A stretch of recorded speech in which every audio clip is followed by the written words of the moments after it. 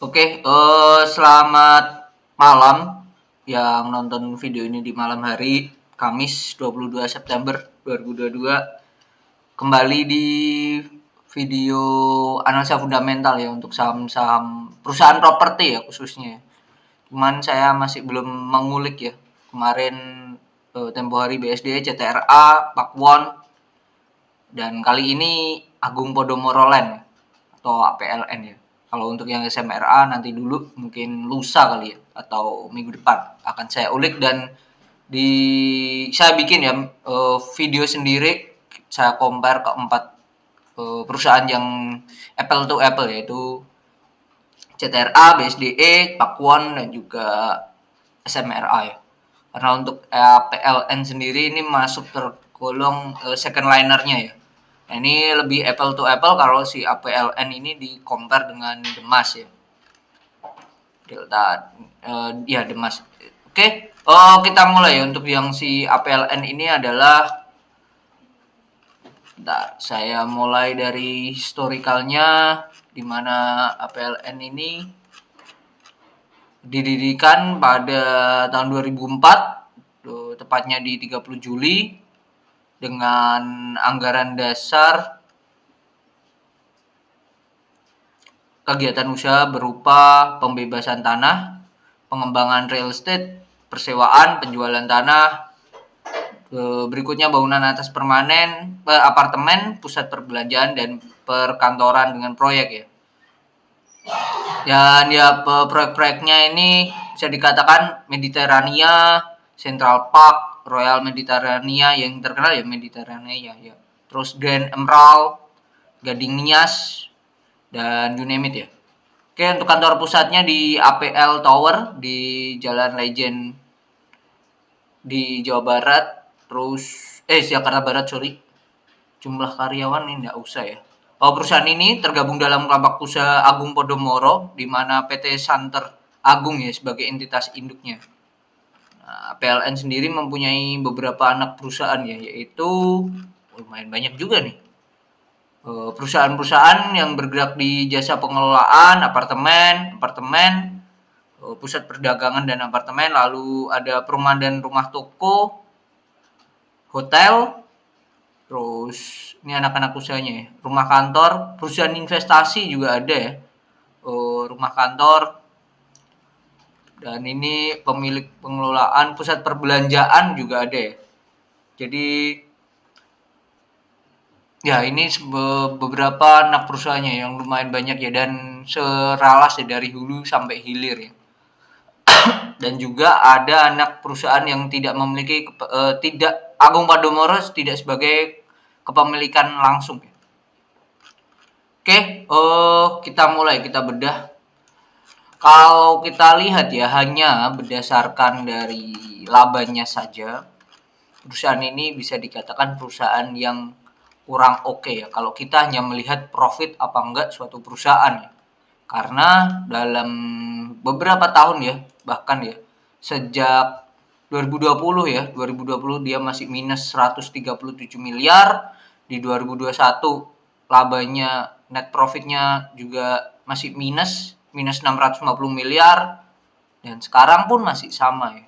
Kalau kita lihat periode Q2 2022 ini dibandingkan dengan Q2 2021, setidaknya ada perbaikan ya, dimana perbaikannya itu sekarang 383 miliar ya minusnya. Sebelumnya di tahun lalu periode yang sama itu 407.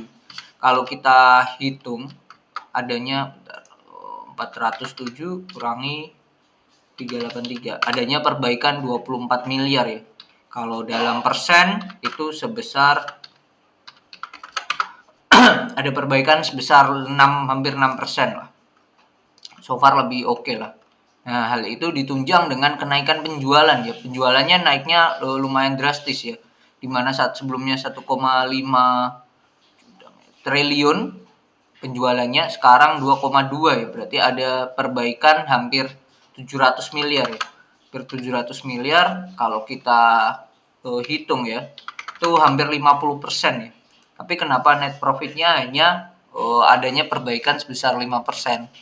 Nah, hal itu tercermin dari beban umumnya yang makin mengembang, beban penjualannya makin naik juga, ada juga perihal beban bunga dan lain-lain juga naik, dan adanya penurunan di laba instrumen keuangan, penurunan juga di laba penjualan aset tetap, dan kenaikan ya di kerugian lainnya yang sangat signifikan ya, hampir 50% ya kenaikannya yang kerugian lainnya ini. Nah, hal ini mengakibatkan laba kotornya atau gross profitnya yang hampir bisa dikatakan hampir 40% ya dibandingkan tahun lalu ya tergerus lagi dan jadi minus lagi gitu. Jadi hanya net profitnya hanya bertumbuh 5% tadi kalau kita hitung. Kalau hanya melihat dari sini, dari penjualan, kita cek dari penjualan dari si APLN sendiri ya. Apartemen naik, rumah tinggal pun naik, perkantoran pun naik, lalu tanah pun naik, kios mengalami penurunan sedikit, rumah toko naik, rumah kantor pun mengalami penurunan. Pendapatan dari sewa naik, dari hotel pun hampir naik 100% ya, dan lain-lain naik. So far ini kan termasuk 4 perusahaan properti yang saya ulik ya. Adanya kenaikan ya dari penjualan perusahaan-perusahaan properti tersebut. Hal ini menunjukkan bahwa ada gairah yang bagus ya dari masyarakat ya di bisnis properti ini. Hal ini menunjukkan juga bahwa kita sudah fine-fine aja terhadap pandemi. Nah, yang jadi tantangan ke depannya adalah di mana saat saya take video ini kita sudah mendapat kabar bahwa suku bunga BI dinaikkan menjadi 0,5.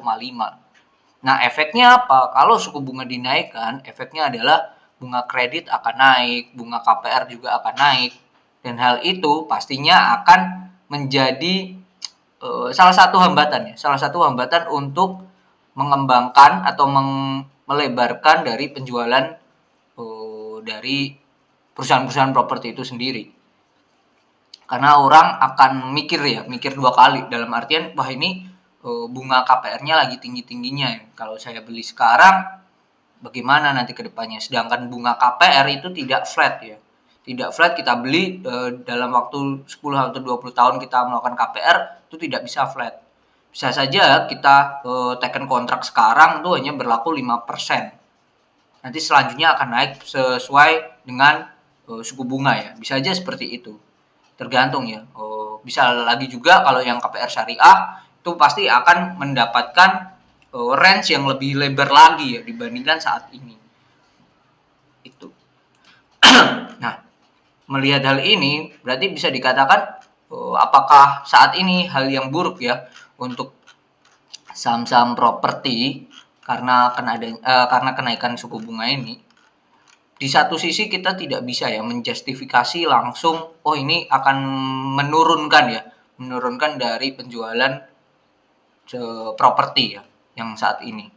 Karena ada poin-poinnya seperti kemarin Pak Puan sudah menyiasati, mereka mempunyai kas yang luar biasa, lalu CTRA juga mempunyai landmark yang masih besar dan yang lainnya ya. Nah, pertanyaannya adalah bagaimana dengan APLN?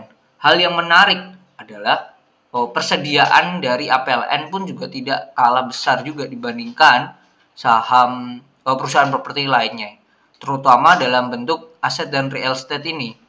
Aset dan real estate ini kalau kita cek ya di bagian aset persediaan di APLN sendiri, nah dia ada bangunan yang siap dijual ya, yaitu ada Pakubuwana Spring nominalnya 356 miliar dan seterusnya ya. Nah, ini hal-hal hunian-hunian yang bisa membuat revenue, dan bukan tidak mungkin nantinya meskipun suku bunga sudah naik, perseroan bisa saja mempunyai SK atau peraturan tersendiri hanya menggunakan pemotongan untuk memacu lagi penjualan dari si properti ini. Nah, kita tinggal melihat lagi. Kalau menurut saya kenaikan dari suku bunga ini so far hanya sebatas menekan laju dari inflasi satu, yang kedua juga mengatur jarak antara spread yang ada di Amerika dan kita biar tidak terlalu dekat. Kalau terlalu dekat pasti investor akan memikirkan daripada saya menaruh uang di perusahaan negara berkembang, lebih baik saya menaruh di negara maju. Pasti itu pemikirannya. Nah, untuk cara mengcounter kita di Indonesia adalah ya sama, menaikkan suku bunganya. Tapi kalau terlalu agresif sedangkan kitanya sendiri inflasi masih terjaga stabil, itu akan menghambat laju pertumbuhan di Indonesia. Kalau sebagai kesimpulannya, bagaimana APLN saat ini dengan persediaan yang sudah sangat besar, yang menjadi tantangan pasti adalah di sales atau marketingnya dari si APLN sendiri. Bisa nggak mereka menjual lahan-lahan yang siap jual itu tadi menjadi sebuah revenue. Nah, setelah sudah, tinggal pertanyaannya. Yang kedua adalah, bisa nggak manajemen mengefisiensikan atau menekan beban-beban yang tadi. Kalau kita melihat tadi, APLN ini so far masih belum bisa ya untuk menekan itu tadi.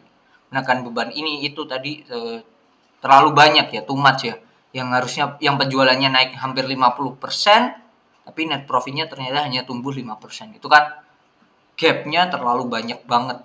Nah, itu akan menjadi tantangan si APLN. Ini hal tersebut, tantangan atau risk yang tadi, dan kondisi sekarang ya, PI-nya ini anggap aja di angka 4 ya. 4, ini kenapa minus ya? Karena kan earning-nya masih minus ya. Terus PBV-nya masih 0,5, kondisi sekarang APLN sangatlah murah. Sangatlah murah sekali. Bahkan saya bisa berkatakan kemungkinan harga wajarnya itu kalau kondisi setidaknya dia laba aja ya, harga wajarnya itu di angka 200 ya untuk si APLN ini. Jadi bisa dikatakan kondisi sekarang tuh murah. Tapi apakah APLN tidak bisa lebih murah lagi? We never know. Karena kalau secara historikalnya aja di 2020 dia aja pernah di bawah harga 100 gitu. Jadi kalau bagi saya, menurut teman-teman tetap diatur ya money manajemennya. Yang jadi kendala adalah selain dia masih minus, dividen nominalnya juga kecil ya, dan dia tidak rutin ya, tidak serutin perusahaan-perusahaan properti yang lainnya. Oke, mungkin itu kesimpulan dari saya tentang APLN, dan semoga teman-teman juga mengetahui risknya terlebih dahulu ya, atau mungkin mendapatkan risk atau tantangan yang lainnya bisa tulis di kolom komentar, atau teman-teman juga mau request ya sama apa yang mau dibahas, tulis saja. Nanti nextnya akan saya bahas entah dari teknikalnya atau fundamentalnya, akan coba saya ulik ya. Mungkin itu video di kali ini, semoga bermanfaat. See you on the next video. Bye.